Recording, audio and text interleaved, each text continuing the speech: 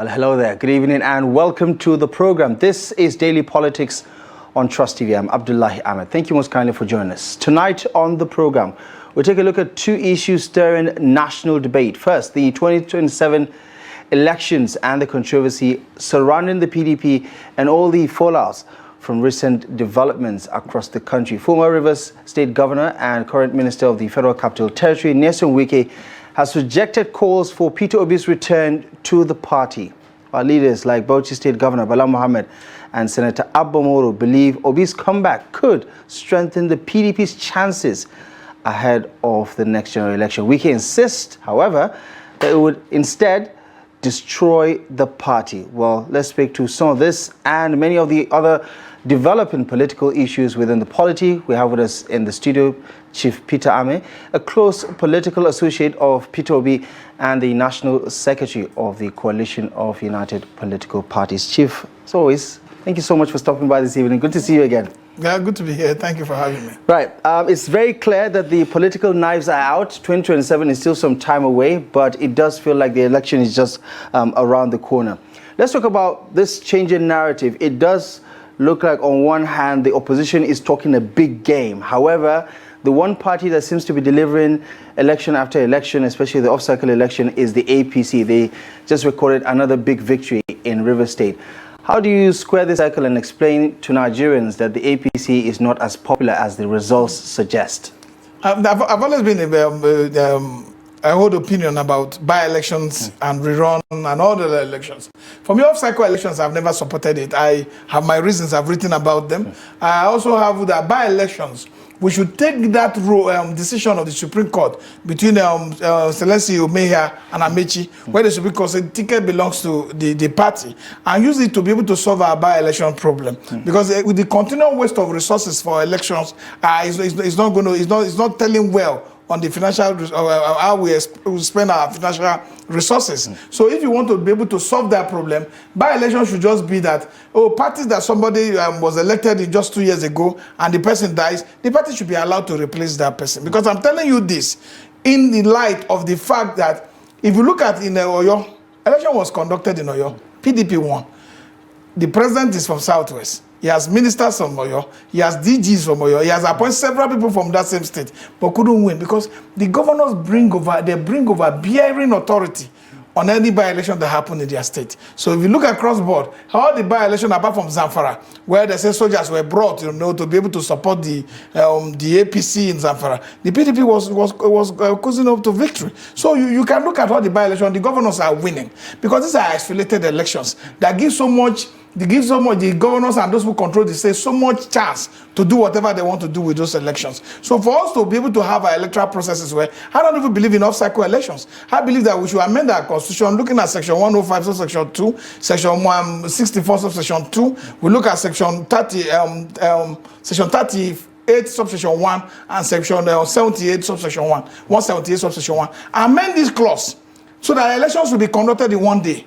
Because having an election conducted twice within an election year brings what they call voter apathy, increase the cost of our election, and then reduce the interest of the voter to be able to understand the dynamics that controls those elections. Because you can't vote this week and they say you to come 2 weeks time to come and vote, which is very wrong. So international best practice is that elections all over the world are conducted in one day. So I don't believe it's a show of strength, because if we build up to 2015, Jonathan PDP won all the by-elections, but they lost in 2015 election. Because by 2015, by 2027 as we are coming, the president will be on the ballot.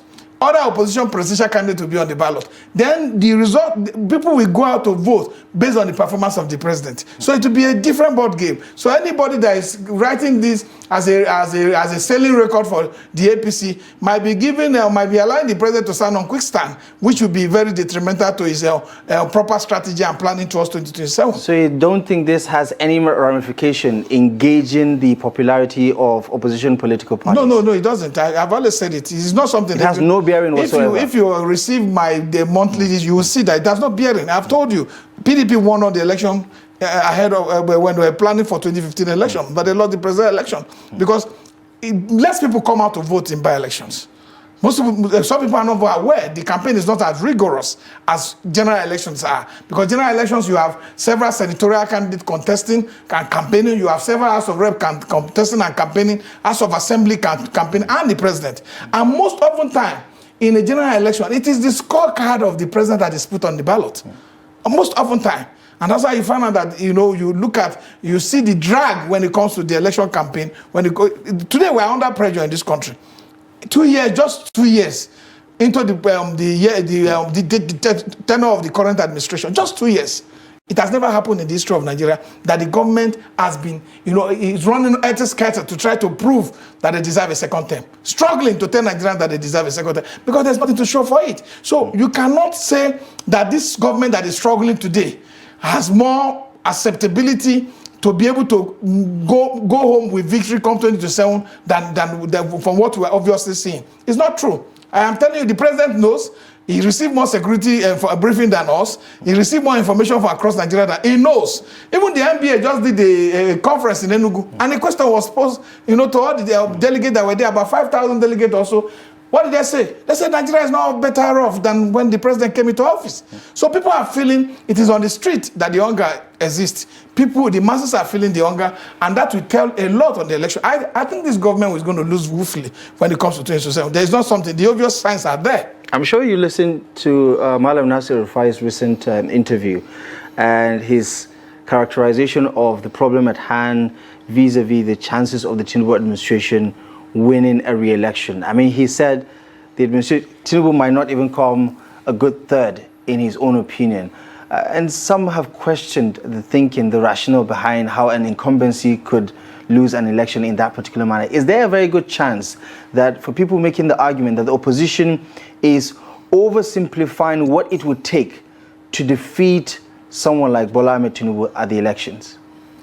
I think there's I agree totally that there's oversimplification of the election ahead of us. Yes, Bola Tinubu is going to deploy a lot of other things he never had, ahead of the 2027 election. Because when he won this last election, he wasn't the president. So he's going to deploy a lot of other resources and a lot of other, state apparatus to try to want to bring himself back to power. But also, like Erufai said, he should go and ask Jonathan what happened. So because when the people decide that enough is enough and that they no longer can bear the misadministration, the maladministration, and the bad governance that is actually putting everybody back to poverty. Over 30 million people have been reduced back to poverty, and you have 76% of our rural community living in abject poverty. So it's not something that is reliable to be able to, state categorically that will bring the president back. But I do not want to say the president will come to us. I know there's going to be a lot of rigorous struggle to retain this seat. But one thing I'm sure is that I believe, and I would align with Erufai, that the president cannot win 2027 election. From what is on the street,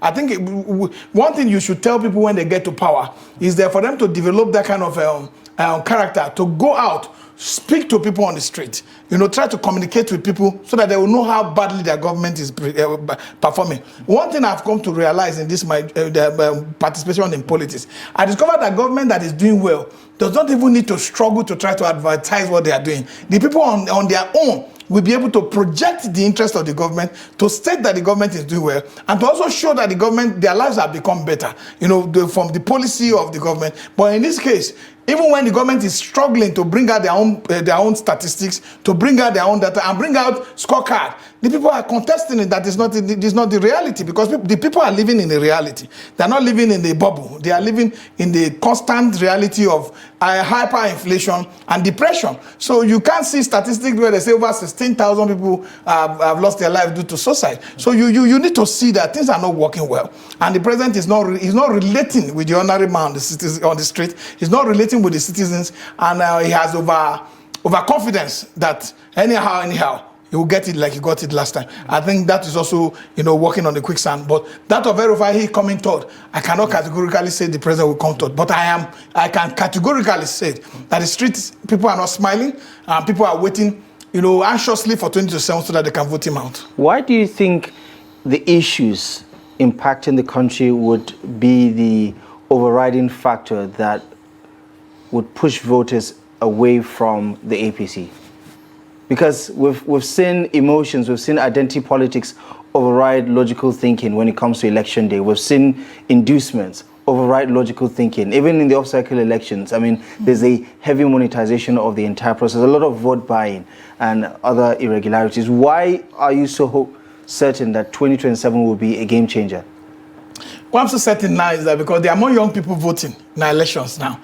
Before this over monetization of our elections were very successful when we had more older people voting, when we have more rural communities bringing out votes that determine the outcome of election. But now you can see in the last statistics that over 50% of registered voters were young people. So I don't think those who have future, who have seen how their parents have lost their future due to bad governance, will want to also sell their votes. Yes, there will be an attempt to buy votes, and they'll succeed partly, but they're not going to succeed overall. And that is going to be the major thing that affects their return back to power. And they're going to try to deploy security agencies. Look at ordinary Zamfara, the small Zamfara, not ordinary. Small Zamfara in size compared to the Nigerian Federation, compared to the size of the federal election.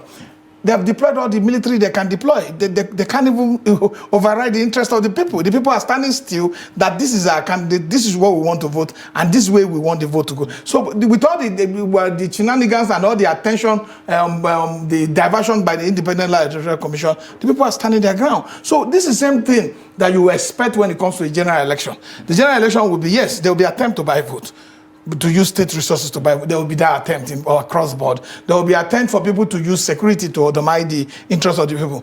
But I'm telling you, the current level of the situation, there's no employment. People are unemployed, and those who are employed are underemployed because now, due to inflation and due to a hasty decision about the removal of the fuel subsidy, 100,000 or 150,000 is no longer enough for the normal worker. It's no longer enough. It has eaten deep into the pocket of the worker. So people are looking for government that can relate to the people. I believe that President Tinubu does not relate with Nigerians. He doesn't even communicate.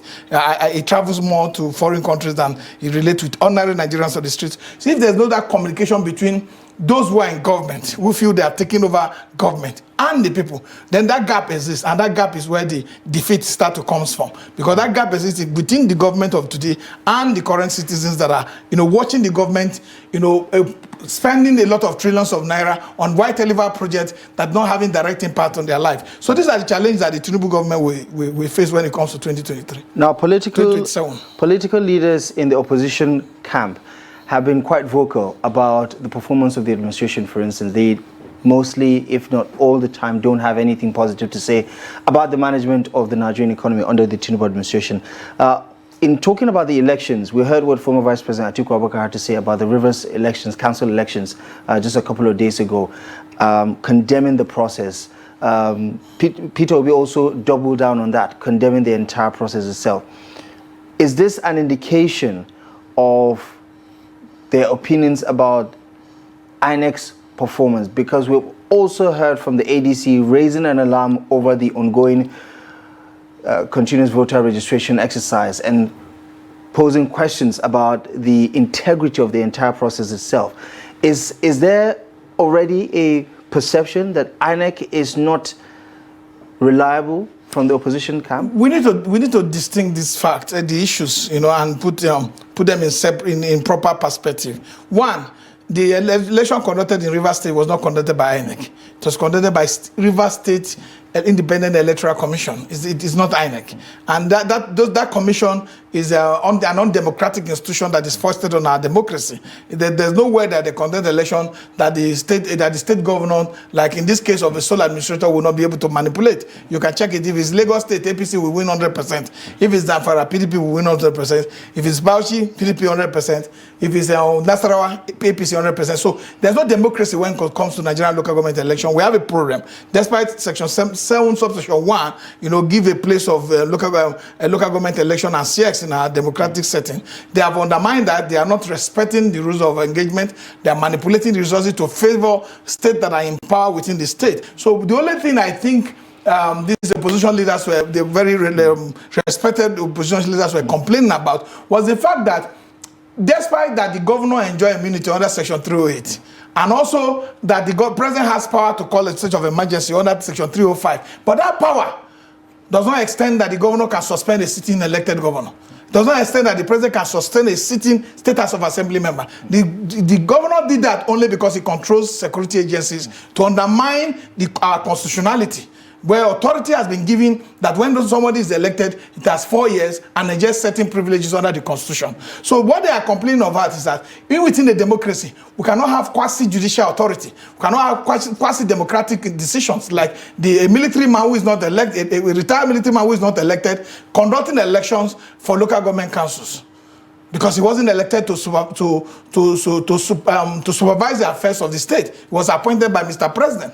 So we have a challenge that this is undemocratic and this should not be acceptable in any democratic setting. And that's where people are faulting the conduct of that election for. Because if you really want to conduct the election, there was no need to suspend the electoral process as put forward by the democratically elected governor, which is in Fubara. That was put aside, and a quasi-military authority was put in place to undermine the democratic setting. So we need to get it right that no matter how you look at the election conducted in the Rivers, whether it was conducted in violation with the Electoral Act, whether it was conducted in violation of the Constitution, you should look at it that the major thing is that a person who is not elected has totally undermined the instrumentality of our constitutional process. And that is where we should be worried.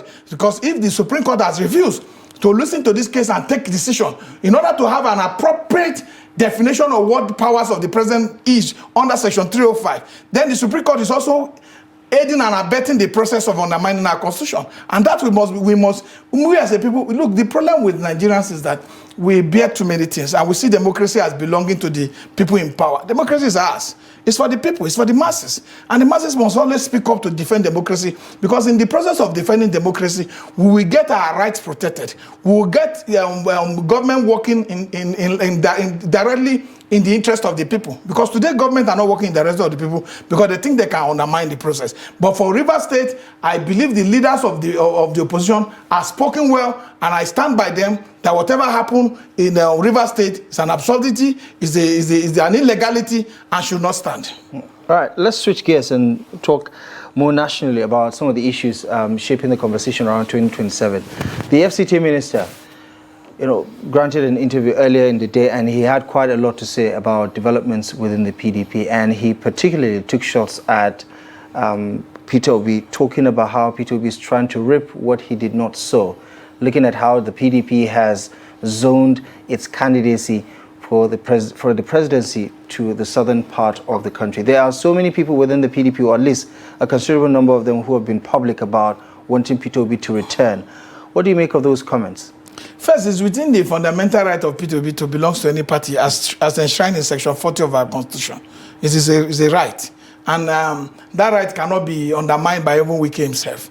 And if people who are within the party have seen the political potential of Peter Obi, because all political party wants to do is to be able to have a candidate that can, get to the ballot and give them victory. If they have found out that Peter can give them victory and they are talking to Peter Obi, it depends on what Peter Obi wants. If at the end of the day he accepts, it is right. He has that fundamental right to participate in that process. But for Wike to say that Peter Obi is not a saint, is not that, is Wike a saint? In fact, if we have a society where we should judge our people, or people who have moral standing, who have authority to say the truth and stand by it, Wike shouldn't be part of the people doing that. Because it's Wike that said that he will never become minister after leaving office. He's a minister. He said that there are people who are going to APC are people who want their sins to be forgiven. He will never be member of the APC. He will never do this. He will never work for the president. He said all sorts of things about the president. Today he's working for the president. It's Wike that have tried as his best to undermine his own party, to say that he will work for the president, whether the party has a candidate or not, is going to work for Mr. Tinubu. So these are the challenges that we're seeing. Inconsistency of any political leader should not be taken just as a light way, because this thing affects the collective sense of our people. People are listening to him. He has money to be able to pay or use whatever resources at his disposal to pay for live transmission. So people are forced to listen. And this kind of education is not what the kind of education we should be giving to public, to our young upcoming generation. What he is doing is the fact that he's trying to undermine his own party. And I think that if Peter Obi decide today that he wants to be in PDP, he wants to be in Labour Party, he wants to be in ADC, it's his fundamental right. And I do not see Wike as that person that has the moral standing to judge anybody for whatever political decision they have taken, because he hasn't done anything that I see is morally justifiable that I should take as an example as a politician. Isn't that a bad sign, if at all, Mr. Peter Obi is thinking about returning to the PDP? If he doesn't have the blessing of Nyesom Wike, wouldn't that idea be dead on arrival? It would be so bad that people think that a political party that is an entity, that's a public institution, you know, with his own self-succession powers, will now be, you know, something that we give to an individual. No, I don't think we can control the PDP. I don't think so. They are sound-minded people who have the ability to reason and collectively take decision. You can see move Kiyamo speaking that, oh, they should not give to Peter Obi, they should not give to Jonathan, and they should not give to Peter Obi for this reason, because his supporters will not vote for PDP because they will think he has betrayed their interest. There is no time in the history of Peter Obi's politics that he insult anybody. Go and look at it. In fact, he makes it a policy. He doesn't mention anybody's name in his tweet. He doesn't do name calling. He doesn't do mudslinging. He does not at any point in time. And there's no time that he will wake up and say PDP is a criminal party. He will not say that. What he's saying is a culture of criminality within our government cycle. Culture of criminality where people budget money arbitrarily and use it for personal use. Culture of criminality where budgets are not used to follow a proper allocation process. Culture of criminality where people embezzle money that is meant for public development. These are the culture of criminality he talk about. It is not. He has never referred to individuals as criminals, because he knows what the Constitution says about, you know, people being called criminals. And for people who are not following his tweet or following his political, look at any video, he will hardly mention him. Hardly.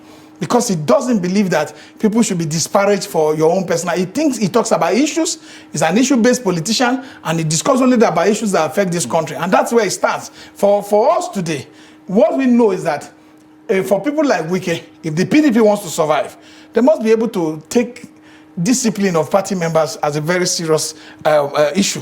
And for them to allow their party to run into 2027 without a credible political weight to pull for the election, the party might not survive beyond 2027. That is the truth. The FCT minister also called to question his sincerity. He says, listen, all the other people on the other side of the equation have decided to pitch their tent with one political party or the other. Mr. Peter Obi, on the other hand, is neither here nor there in terms of where he's going to, you know, what platform he's going to use in 2027. Do you think there's a point there that Peter Obi is not being sincere with his followers about his next moves? If you watch Peter Obi all the time, he says he's a member of Labour Party. All the time. He has said it even after the ADC. With one leg in the ADC. No, it's not one leg. For you to be a member of any party, you must register. You must be on the... But he has campaigned for the ADC, and he's also expressed his support publicly for the ADC. The ADC candidate in Onitsha, her husband was a member of the Labour Party, an honorable member, Azuka, who was killed. So for a man who is sympathetic to a man he has known, that was slaughtered in that manner by whoever who did it, we don't know, because I can't say kidnappers, because no investigation have brought out any report. To show solidarity to the wife of that same man, people should applaud him. People should applaud Peter Obi for doing that, because he's a man that has conscience. When Peter Obi was in government, something like that happened, he will make sure that the family, you know, gets their ticket and represent their family to continue to follow the process. It happened in our party, in Labour Party, in Enugu. When the senator was killed, the brother was used to replace the president. But as of today, there are crises in Labour Party that do not have, that candidates could not emerge. So he had no choice than to show his weight behind the woman. So it's not about where it stands. You can only be a member of one political party at a time. And he's a registered member of the Labour Party. He has not officially registered for the ADC. So, but this discussion about alliance and coalition is an ongoing discussion that will not end on the 2027 election. So it's safe then to say that he's keeping all his options open? Not all his options open. He's keeping is standing by the fact that he will be on the ballot when 2027 comes. He wants to run the election and wants to be able to participate in the election. If he now becomes the biggest political commodity that people are going after him, and all parties are pleading with him to come to their party, it's an advantage. If I had the kind of opportunity he has, I will also be smiling to my home that all the political parties see me as a weight that they can pull to be able to secure electoral victory 2027. It's a big thing to achieve as a politician. The governor of Anambra State said something that the FCT minister also re-echoed, which is that, it does look up like Mr. Peter Obi is becoming desperate with his messaging, especially when he talked about a single term, if elected into office. Is he trying to say whatever he can to win the hearts and minds and votes of Nigerians in 2027? Peter Obi believe in the principle of understanding and agreement.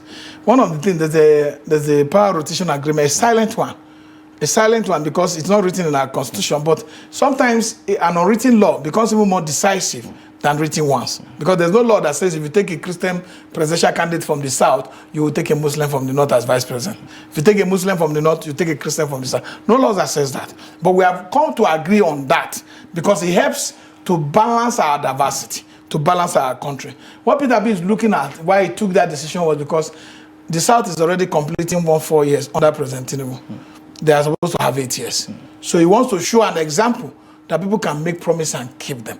And it's not about somebody trying to be unstable. It's a fact that if he had wanted to be a deceit, he won't make it on national television. He won't make it, because one thing that, if you go and ask anybody that knows him, the only thing that he takes serious about is his life, is his integrity.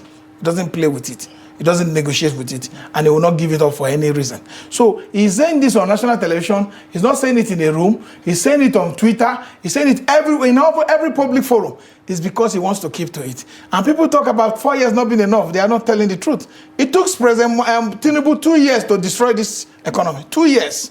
But as you know, destroying is far easier than building, isn't it? No, this 2 years to destroy it. If at all, we agree with that. If you have somebody with the business mindset, with the orientation that Peter Obi has, with the education, with the exposure to financial management, with the commitment to fiscal responsibility, I'm telling you, 2 years is not too much. Because even the cost of running government that has been bloated by this current administration is not something you need any policy for.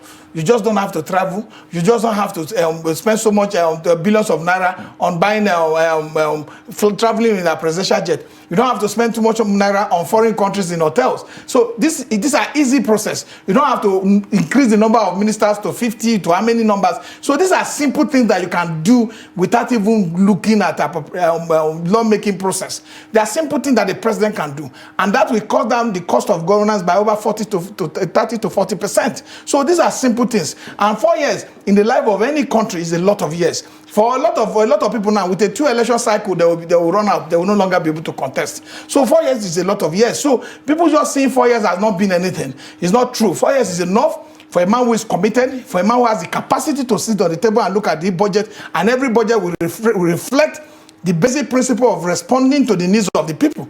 Every budget, because one of the problems we have is our budgeting system, where the president have no power to go line by line and read the budget, and you find out that budget said they are building, they are doing boreholes and this thing for exorbitant amount. So you find out this misaligned allocation of resources. These resources that is not tailored towards helping our people to grow also affect the interest of our people to have a healthy system that will represent their interests. So these are the challenges. 4 years is not too much. Within 4 years, he wants to make a record. Look, so I was sitting close to him when somebody said, 4 years, why not just tell them so that why not just stop saying it? He said, no, I want to show people that this world, there are people that can be trusted. All right. Interesting takes there. The next couple of weeks, as always, would prove to be a lot more interesting, looking at everything that's happening within the political landscape in the country. Chief Peter Ameh, thank you very much for stopping by this evening. I appreciate you very much for the analysis. It's always a pleasure to be here. Thank you very much for your time. All right. We're going to take a quick break. We'll be back with more on daily politics. Join us again.